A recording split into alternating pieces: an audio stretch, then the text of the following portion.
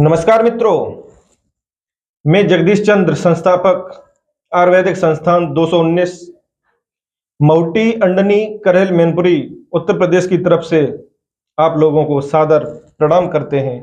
वंदे मातरम, जय हिंद। दोस्तों, आज हम बताना चाहते हैं आप लोगों को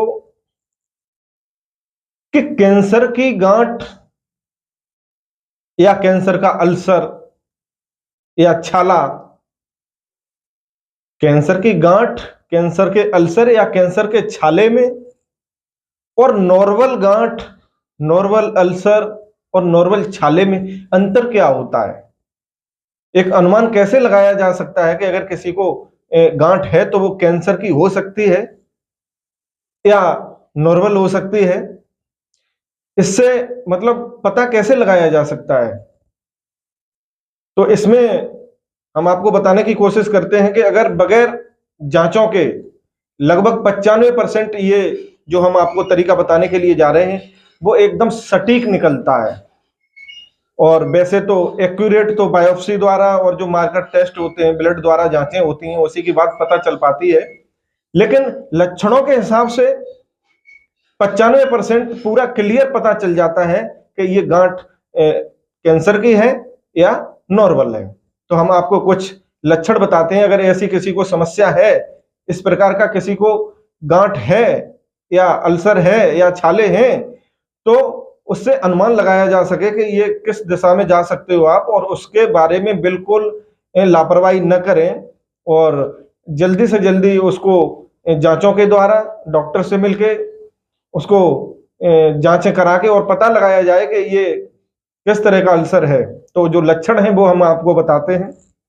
नंबर 1, जो कैंसर की गांठ होगी या अल्सर होगा या छाला होगा तो उसमें पानी आएगा, और पानी बदबूदार आएगा, जैसे मरी हुई मछली या मरे हुए इंसान में जिस प्रकार की बदबू आती है उस प्रकार की बदबू वो कैंसर की गांठ से जो पानी बहेगा उससे वो बदबू आपको देखने को मिलेगी। और जो नॉर्मल गांठ होगी या छाला होगा या अल्सर होगा उसमें से जिसको पस बोलते हैं, कहीं कहीं मवाद बोलते हैं, पीप बोलते हैं, वो देखने को मिल सकता है, या उसमें आपको खून देखने को मिल सकता है, कालापन लिए हुए हो या लाल खून हो ताजा, वो देखने को मिलेगा। नंबर 2 जो अंतर है उसमें क्या है कि जो साइज है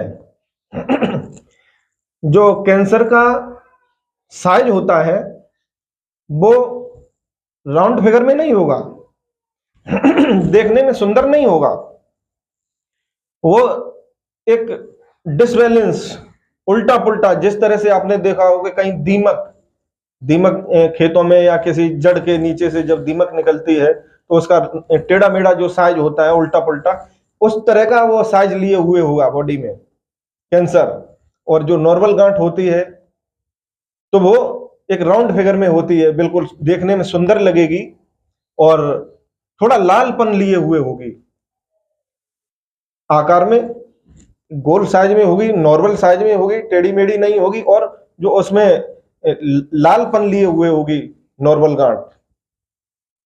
नंबर 3 जो अंतर है उसमें क्या है, जो नॉर्मल गांठ होगी और नॉर्मल अल्सर होगा या छाला होगा वो लगभग 3 सप्ताह में, मोटा मोटी 21 दिन में स्वतः ही ठीक हो जाता है, अपने आप ठीक हो जाता है। जो हमारे शरीर में इम्यूनिटी पावर है, जो प्रतिरोधक क्षमता है, जो डिपार्ट काम कर रहा है, वो क्या है कि वो शरीर को अपने आप रिकवर करता है। तो जो नॉर्मल गांठ या अल्सर या छाला होगा वो मोटा मोटी 21 दिन में स्वतः ही ठीक हो जाता है। और जो कैंसर की गांठ होती है वो स्वतः ठीक नहीं होती है, वो लगातार समस्या बढ़ती जाती है, वो अपने आप ठीक नहीं होती है, वो दिन प्रतिदिन जो उसका साइज है, उसका आकार है, वो अपने आप बढ़ता जाता है, वो ठीक नहीं होता है।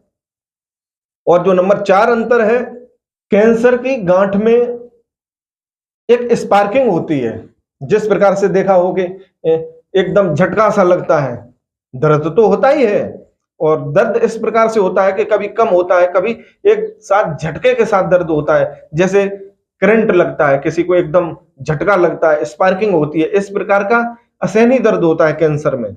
जबकि इसके ठीक विपरीत जो नॉर्मल गांठ है उसमें स्पार्किंग नहीं होती है, उसमें लगातार दर्द रहता है, जब तक वो ठीक नहीं हो जाता है उसमें लगातार दर्द रहता है।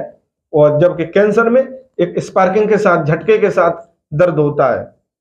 तो ये हमने आपको मोटा मोटी कुछ लक्षण बताए हैं। अगर इस प्रकार से किसी को लक्षण लगते हैं तो बिल्कुल भी लापरवाही न करें, और जो आगे की जांचें होती हैं लेबोरेटरी पे जाके अपनी जांचें कराएं, मार्कर टेस्ट। बायोप्सी से बचना चाहिए, बायोप्सी से बचें क्योंकि उससे प्रॉब्लम आती है। तो हो सके ब्लड से जो जांचें होती हैं वो कराएं, और अगर इस प्रकार के लक्षण हैं तो जांचें भी कराने की जरूरत नहीं है। आप आइए आयुर्वेदिक संस्थान 219 पर, मैं आपको विश्वास दिलाता हूं कि यहाँ पर बहुत अच्छे रिजल्ट आ रहे हैं। कैंसर रोगियों को एक वरदान साबित हो रहा है ये आयुर्वेदिक संस्थान 219।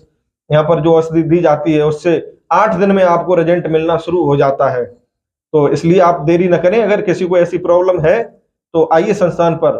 और हम जो दर्शक हैं, जो लोग ये वीडियो देख रहे हैं, हम उनसे अनुरोध करना चाहेंगे कि अगर किसी को या किसी के रिश्तेदार परिजन को अगर ऐसी कोई प्रॉब्लम है, वो उन तक ये वीडियो शेयर जरूर करें कि जिससे जरूरतमंदों तक ये वीडियो पहुंचे और वो संस्थान पे आके इसका लाभ ले सकें। धन्यवाद।